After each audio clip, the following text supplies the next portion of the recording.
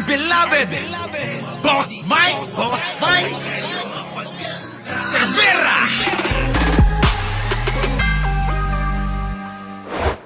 Yan o. Oh. Ayan o, syagi-syag ng panggulo ng Pilipinas ka na lang. Oh.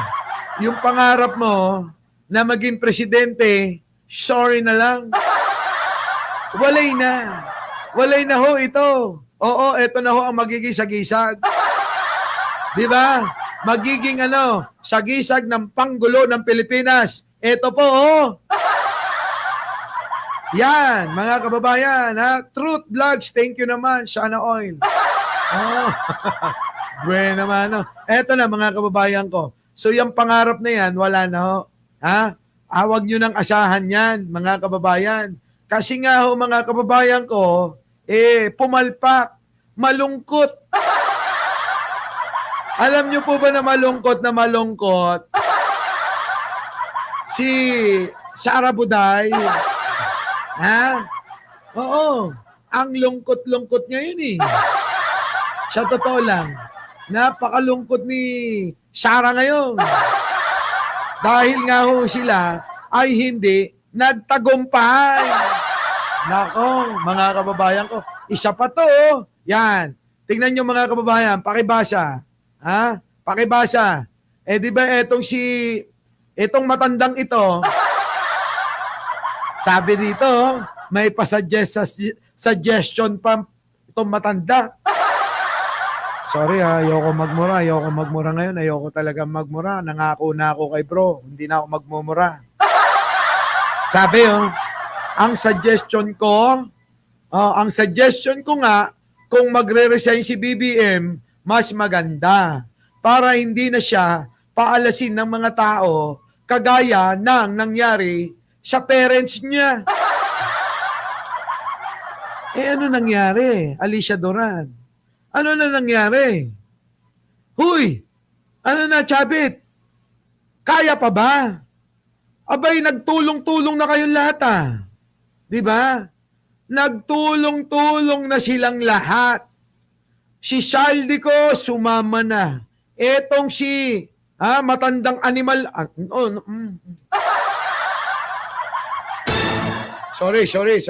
Sorry. Sumama na. Etong ilang mga membro ng iglesia, sumama na. Etong si Baba na Aimee na kapatid, sumama na. Mga kababayan, si Aimee sumama na. Si Babalu sumama na. Yung mahaba-baba, sumama na. Yung mahaba ang muka, sumama na. Lahat na sila mga kababayan, sumama na. Oo, lahat ng mahaba mukha, mahaba-baba, Babalu. Nagsamahan na Diba? Ang dami. Boss Mike, bakit ang daming mahaba-baba, mahaba mukha? May Babalu, Babalina. Ang dami kong nakikita sa social media, iba-iba itsura. may mahabang baba na nakasubo ang talong. May mahabang baba na nakasubo ng hotdog. May mahabang baba na kamukha ni Eng-Eng. Putik na yan. Grabe. Tapos sinusuka ng mga Ilocano. Si Aimee. Grabe. Yan na nga ba? Yung mga sinasabi ko, itong mga nanawagan ng mga kung ano-ano na mapasama si Pangulo, sila yung napapasama, Tulad niyan, si Manang Aimee. Hindi naman nakabuti sa kanya Napasama lalo. Tama? Napasama lalo, mga kababayan, yung pong ginawa niya sa ading niya. Tama? Napasama lalo. Sobra, di ba? Ano nangyari? Di ba? Yung po yun, mga kababayan ko. Kaya, tandaan nyo to. Eto, tingnan nyo. Bakit ko nasabi na napasama? At bakit sinabi ko rin na ilang mga iglesia lang naman ang kumakampi diyan sa kanila dahil kay Marcoleta. Kaya alam nyo, itong mga kapatiran ng iglesia, mahal natin yan Oo. ang dami kong kaibigan at ang dami kong mga kamag-anak na mga membro dyan. Yung mga lolo't lola ko nga. Oo. Mga iglesia eh. Kaya nga yung pagsamba-samba dyan, alam ko dahil nasasama ako nung bata ako eh. Oo. Hindi yan katulad ng Katoliko na aminin natin kadalasan nagpapakyut lang tayo. Kahit may misa, patingin-tingin tayo. Kaliwa, kanan, sa likuran, sa harapan. Yung mga lalaki naghahanap ng mga sexy na suot eh. Tama? Yung mga babae naman, patingin-tingin kung nasaan yung mga gwapo. Aminin nyo yan. Sa iglesia kasi ganito, nakapasok ako maraming beses. Hiwalay ang babae at ang lalaki. Hindi makaka-distract yun. Kasi, focus. Focus sa pagsamba. Kaya nga alam ko pag nagsasamba pag nagsamba doon, opo! Opo! Siya nga po! Opo! Siya nga po! Diba? Ganon. Alam na alam ko yan, mga kababayan. Sabi ko sa inyo, ilang beses ako umiiyak dahil taimtim na nananalangin yung mga yan. Ganon. Taimtim silang nananalangin kay Lord. Ganon. Ayaw ng distraction. Kasi ang pagdadasal, kailangan taimtim. Hindi po pwede na madistract ka dahil merong labas panty sa harapan mo. Diba? Kasi yung mga Katoliko, minsan makukulit din. Sinabi na nga bawal magsuot ng mga maiksi, abay sige pa rin. Kulang na lang mga kababayan. Ipakita yung tumbong Magsisimba mga kababayan. Hindi Katoliko po ako pinagsasabihan ko yung kapwa ko mga Katoliko. Magsisimba yung mga kababaihan. Putik na yung mga kababayan, kulang na lang ilabas yung mga ganyan dito. Paano naman makakapanalangin ng taimtim yung mga lalaki niyan? Walay na, nasisira. Idadamay pa yung katabi. Pre. Tignan mo yan, pre. Ganda. Pre! May pasiko Mandadamay yun mandadamay. Pre. Pre, yun. Nguguso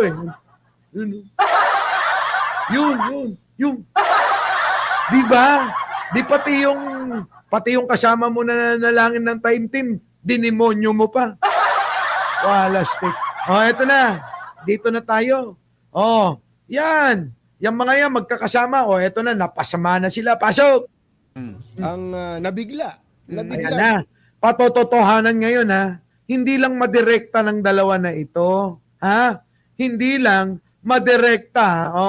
Itong dalawa na ito. Tingnan nyo, pakinggan nyo. Ni Cristo, ang nabigla. Nabigla doon sa sinabi niya dahil hindi naman yun ang paksa ng kanyang tatalakayin dapat. Tinigil tuloy. Tungkol sa, hanggang bago umakyat pala si Senator Amy Cumbachero, nire-remind siya na stick with the topic Correct. Ang topic ay General Appropriations Act lang. Budget Ibang lang. mga speakers dito mula pa kanina at pati mga speakers kahapon ay walang binabanggit tungkol sa destabilization. Kaya nga, walang binabanggit na kahit na nung unang araw pa lang. Pabagsak sa gobyerno. Totoo nga ayaw ng INC na pabagsakin ng gobyerno. Hindi. Maliwanag ho yan Ang INC daw po ay ayaw pabagsakin ng gobyerno. Baka si Ka Eduardo, yun ang nais. Pero yung ibang mga hinampil, yung mga ibang ministro na mga nagsalita at nagpaunlak na magsalita itong mga hinampil din ng mga politiko. Baka yun siguro. Baka sila nais din, Eto. ganun ang layunin. Oo. Hindi ganun ang layunin. Umuo naman daw. Oo naman. Umuo Kaya naman lang, yung pala mismo, laman ng kanyang speech, Oo. Nako. Kaya, nakasulat. ang nangyari kong Bachero, nung Ay. pagkatapos nung speech, hindi naman siya binastos, hindi naman siya pinatulan ng... May video pa nga na kinakamayan siya nung oo. mga nandun sa rally. Sabihin mo na si Marcoleta, sila Sabala, sila Kabieng, gano'n. Kaya nga sabi ko sa inyo, imbis na mapabuti pa, itong si Manang Aimee, napasama talaga siya rito. Oo. Vancouver Jem, mo na, check mo sa dictionary. Kung ano ibig sabihin ng hinampil, malalim na Tagalog eh. Oo. Mga hinampil. Ganun. Parang mga tampalasan. Hindi ba kayo nagtatakat pag ako na Nagalog medyo malalalim. Kasi nga dapat naging ministro ako ng INC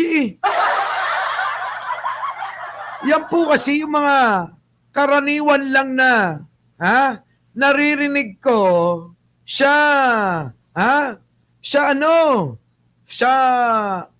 mga lolo't lola ko. Karaniwan, yan, mga ganon. Ayan mga swail. Yan, mga ganyan, di ba? Hinampil, ganon, hinampil. Pasensya na kayo Yan mga salita namin sa loob ng aming bahay nung kami mga bata pa. Dala-dala namin yan dala-dala namin Jojo, kahit saan mo ko dadalin, si Sangkay nga gustong-gusto na akong maging pastor nila Sabi ni Sangkay, sabi, Sangkay dyan, sabi, oo, bro, sa amin ka na lang sumali. Meron pa ako isang kumpare, oo, born again din. Sabi niya, pare, yan ang calling mo. Magpastor ka sa amin. Sabi ko, putik na yan, paano ko magpapastor? Parang hindi ko kayang seryosohin. 'Di ba? Kasi alam nyo, yung ganyan, pagpapastor at aalay ng sarili sa Panginoon, kailangan pinaghahandaan mong maigi. At kailangan handang-handa yung sarili mo. Hindi po pwede yung gusto ko magpastor o joke ng kaibigan, pwede na. Hindi po. Hindi po ganon. Kita nyo, ang daming mga pastor na i-issue, nang gagahasa ng membro. Diba? Ang daming mga pastor, Pastor Kibuloy na lang, meron pa mga kababayan, pastor, ginahasa yung anak. Kita nyo, di ba ang sagwa? Balak ko siya ng magpastor mga kababayan, hindi darating tayo dyan, wag kayong mag-alala. Balak ko talaga yan, magpastor ako pagdating ng panahon na yung bang hindi na tumitigker ba? Di ba? Oo. Pag hindi na tumitigker, pag hindi na tumitigker, hindi ka na makakagawa ng kasalanan noon. Di ba? Hanggang tingin-tingin ka na lang. Kaya, doon pwede. Tignan nyo. Tignan nyo si Kibuloy. Tama ba? Tama ba? Tama? Oo. Pagka ganun, pwede na. Oo. Mukhang handa na ako nun. Oo. Handang-handa na. Ayoko namang mabahiran yung maganda nating pangalan. Nagpastor lang yan. Tapos ganun din naman, magagaya sa iba. Diba? Wag na. Oo. Siguro mga 68 ko ngayon. Mga 10 taon pa. Oo. Yan. 10 taon pa mga kababayan Pwedeng-pwede na ako. Hindi natitigkar yun. Oo. Di ba? Oo. Hindi natitigkar. Eto na. Si Manang Aimee kasi, ewan ko ba to? Hanggang sa makababa siya. Oo. Pero yun respeto. Respeto na lang yun. Tapos Ah. hindi siya papatayin ng mikropono doon. Baka sabi ng iba, ba't hindi niya pinatayin ng mikropono? Hindi naman ganun. Hindi naman ugali ng Iglesia ni Cristo yung ganun. At hindi maganda. Kahit sino ay hindi magandang gawin yun. Yung bigla na lang papatay. Papatayin. Inimbita mo para magsalita, tapos papatay. Tapos papatayin ng mikropono. Ang nangyayari po, pagkatapos nun, ay baklas na, uwian na. Uwi na. Kasi baka biglang yung ibang na-agitate doon, gamitin pa yung mapayapang pagtitipon. Kita nyo mga kababayan ko? Kita nyo? Di ba tugmang-tugma siya panaginip ko to? Tugma Bakit daw pinutol Baka daw magkagulot, ma-agitate daw yung bang mga pahayag ng mga politiko na mga para bang nagsusulsol sa mga membro ng kapatiran ng Iglesia ni Cristo. Yan. Di ba? Yan, mga kababayan ko. Di ba? So ngayon mga kababayan, ito nga, maliwanag. Baka hindi na ho sila payagan na gumawa pa ng mga rally kasi sa mga nangyari. Di ba? Sa mga nangyaring ganyan, Nako!